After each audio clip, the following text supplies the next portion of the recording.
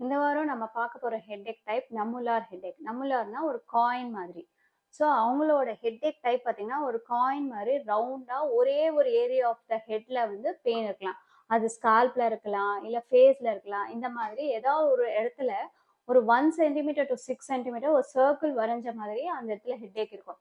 கூடவே தொடும்போதே severe pain இருக்கலாம். இல்ல ஆல்டர்ட் சென்சேஷன். அத தொடும்போதோ, இல்ல அப்படியே எரிச்சல் பர்னிங் சென்சேஷன் இருக்கலாம். நார்மலா தொடும்போது உங்களுக்கு பெயின் இருக்கக்கூடாதுல்ல. பட் இவங்களுக்கு தொட்டாலே அவங்களுக்கு பெயின் இருக்க சென்சேஷன் மாதிரி இருக்கலாம். விறுவிறுன்னு நம்பான மாதிரி ஒரு சென்சேஷனும் இருக்கிறதுக்கு சான்சஸ் இருக்கு.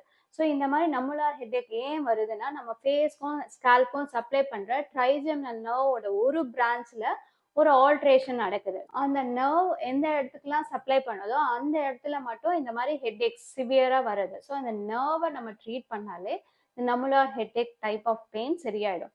உங்களுக்கு இந்த மாதிரி ஹெட்டேக்ஸ் இருந்தால் ஒரு ஓரோஃபிஷியல் பெயின் ஸ்பெஷலிஸ்ட்டை கன்சல்ட் பண்ணி ட்ரீட்மெண்ட் எடுத்துக்கோங்க.